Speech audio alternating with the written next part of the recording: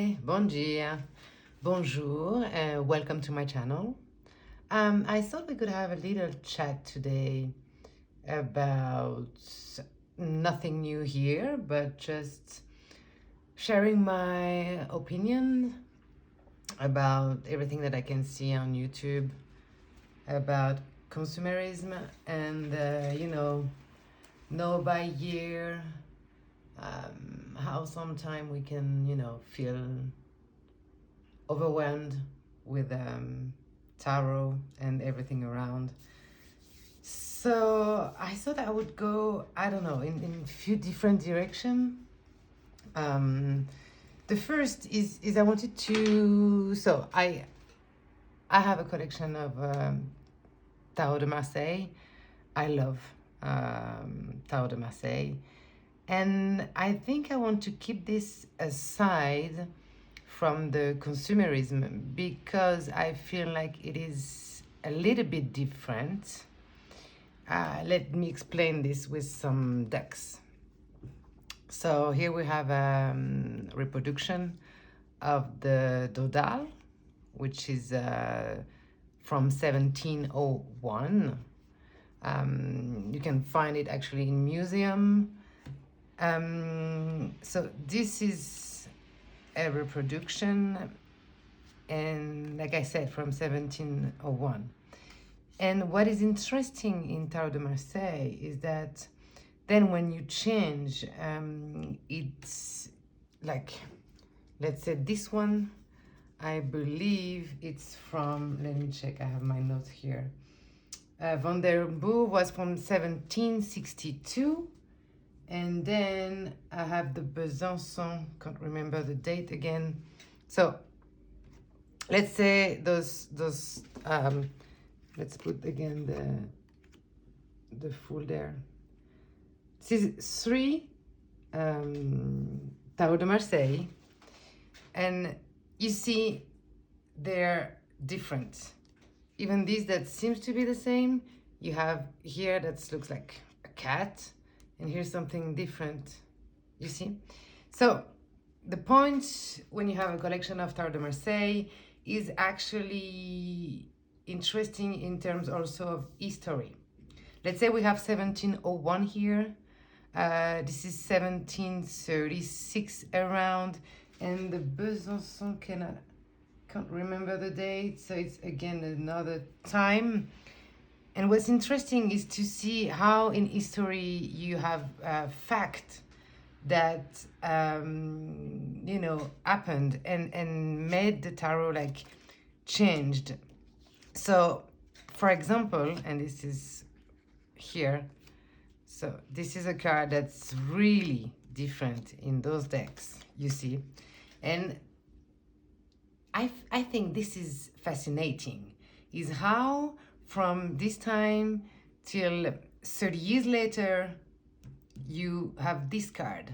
So is this person making, is this the Tarot Van den Boer? If some people wants to know, it's this one. How, it happens in 30 years that this card became then this card, and then became this card. So it's like, is the person making those cards making fun of the religion? Is it like rebellion? Is it the term rebellion in English? You have so many things to study about and to read about in history. The same as here. Here they're more like gods, Juno and Jupiter, And here is literally like, is this person making fun of the religion? So is it the way that you show you're not, you disagree with what's happening at that time? I believe it is really, to me, it's only to me, very interesting. And this is why I say I think I would keep Tarot de Marseille apart from the consumerism and the collection, because when you collect Tarot de Marseille, it's because you have an interest to understand what happened in history and how in different years they changed. You see, I'm sure you see my point here. So that was the thing I wanted to say about, you know, Tarot Marseille collection and others.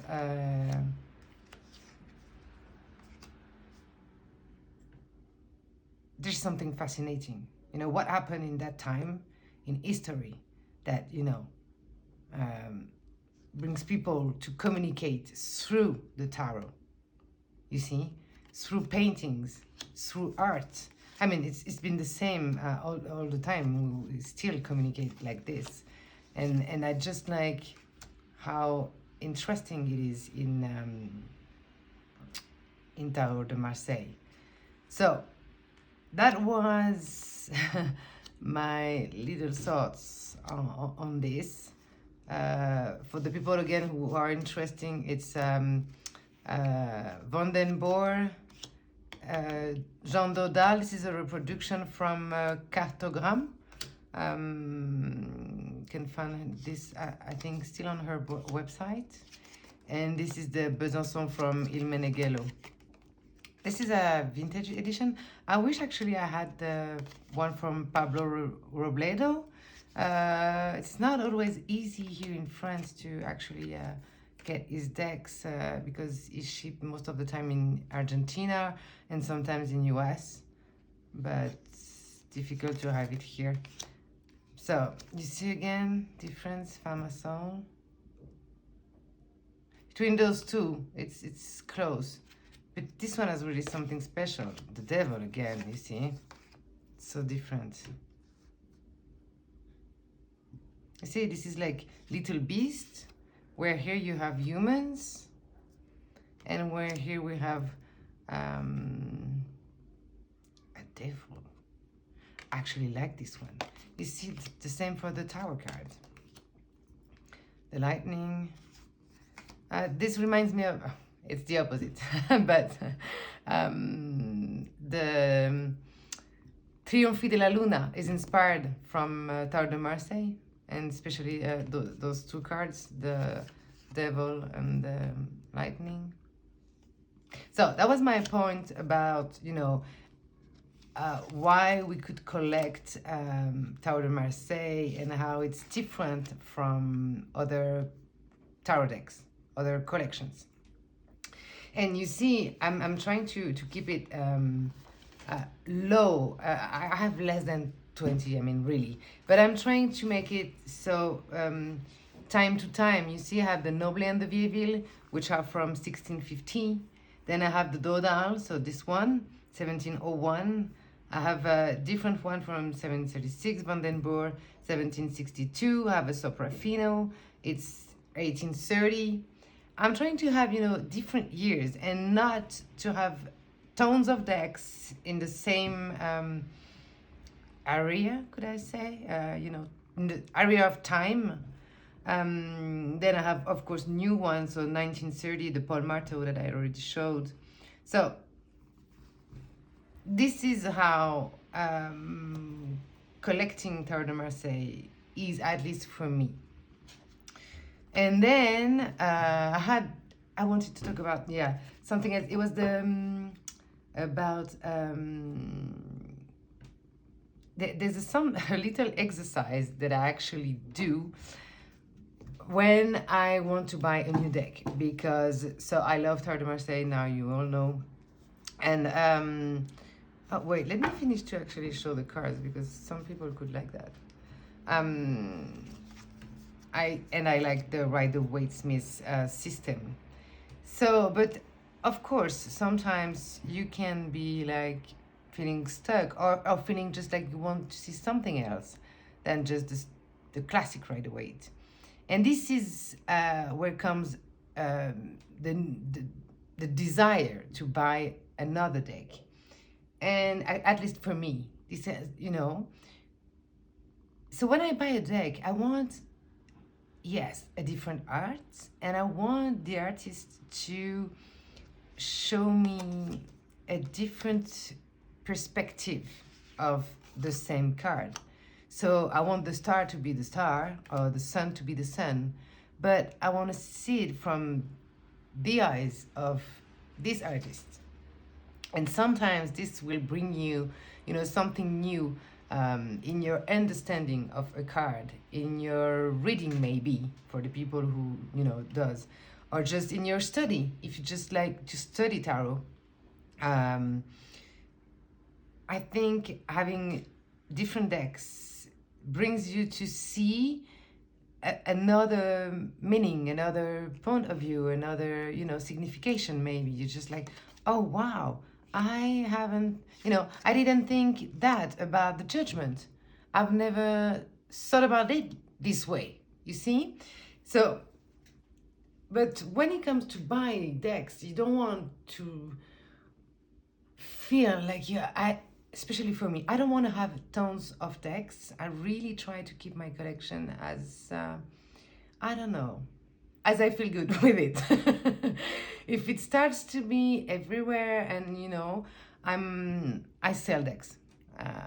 I've been selling decks for years now, and every time I feel like, okay, this has to go, I don't want to have decks everywhere because I don't use it. So I want decks that I'm gonna use, or that I'm gonna, take the time to look at, like for the Marseilles, I like to spend the time and see what are the differences and, what happens during the time.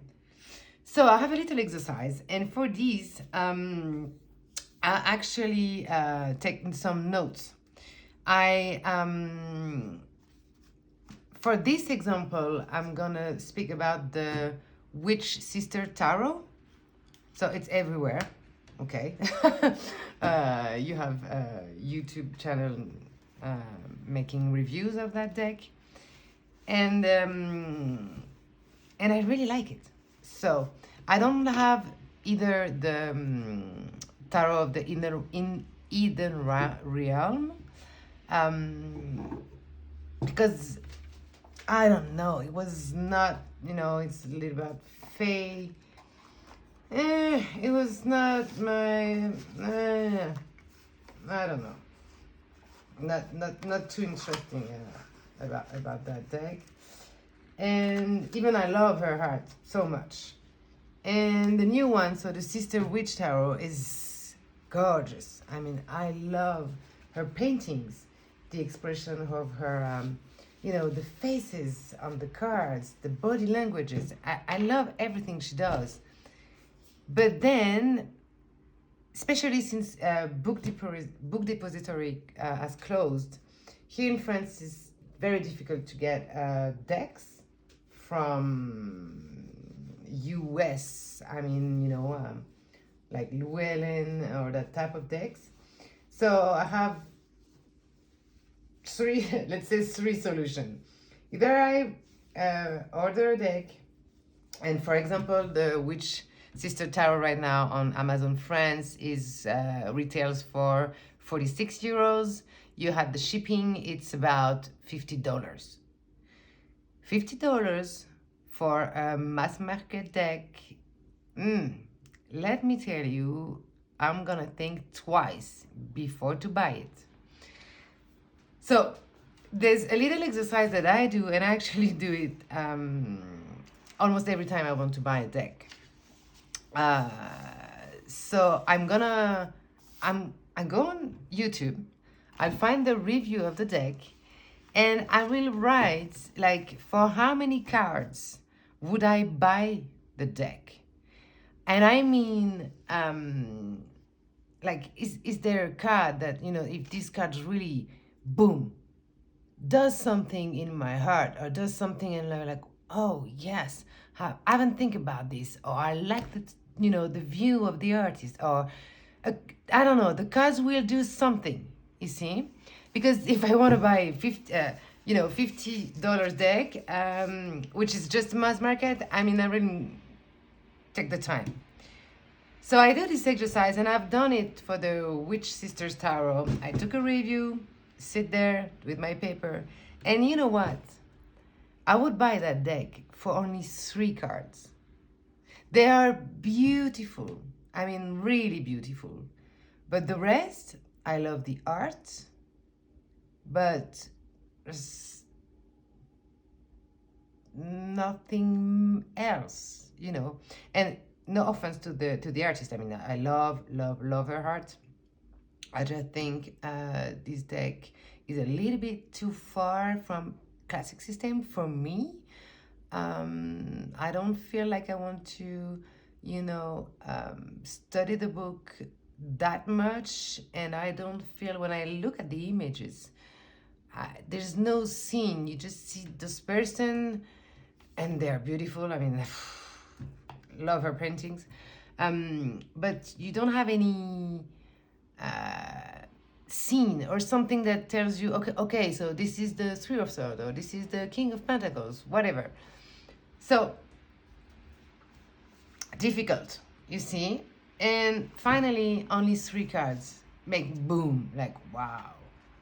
So that's my little exercise that I do sometimes, and it works, and even I do that, I'm like, okay, would you really spend $50 for a deck that only 3 cards that you really want, 3 cards on 78? I mean, really? No.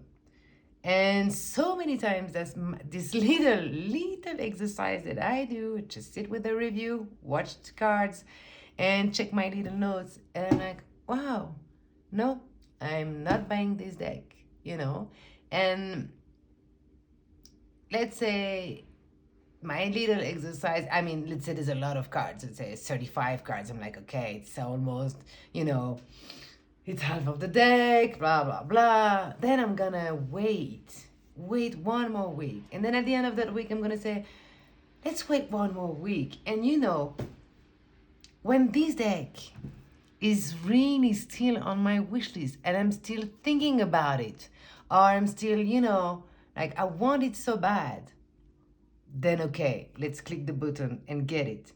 But it will means that it has its place in my collection. You see what I mean? So, and also there's something else that I do actually. When I finish with my little exercise, okay, so for how many cards would I buy the deck? Then I'm like, okay, if this deck comes in, then it means that maybe 1 can come out. I know Lisa Papet's the channel. She makes, so she actually already has the decks. So she's like this or that. So she usually choose between this one or this one, between 2 decks that she already have. I do this little exercise before I buy, So I'm like, okay, if I want to buy this deck, meaning that there's 1 that maybe can come out of my collection. There's 1 that I don't use that much. There's 1 that look a little bit the same. Is it about the same atmosphere? Is it, do I feel the same thing? Or should I prefer to keep the 1 I already have, or reown this one and buy the new one? And all these little things actually helps me a lot to keep my collection low. When I say low, I would say I have 50 decks, including my Marseille collection. And my Marseille collection is around 20 decks, like I showed you. So that makes around 30 decks, maybe 35, and I know that if I'm 35, usually I'm gonna sell some. And I keep, there's only few space for my decks, and if those space are full, then I decide that I have to sell some. This is how also I keep it. So, and that, this way I feel okay. I listen to all those videos about consumerism and about FOMO, and also I think we've all felt once, that thing that we are on our phone checking 5 times a day, the tracking number for a deck to arrive. I mean, seriously, come on. When this happen, you're like, okay, let's chill out, go outside, have a walk, breathe, drink some tea. I don't know. But you know, this is the time that we were like, okay, I must, you know, go back on something more, I don't know. That's whatever makes you feel better. Just do it. So I wanted to share those little tips that I do to not, you know, buy decks and decks and decks all the time. Especially, like I said, now Book Depository has closed, so I cannot get any decks that I want. Either I do my solutions, either I actually wait for a French edition if I don't want to buy the deck for $50, or either I just, you know, don't buy it at all. So, and usually that's the best solution. This is it. That was my little chat of the day. Hope you enjoyed that time with me, and take care. Have a nice end of year. Bye.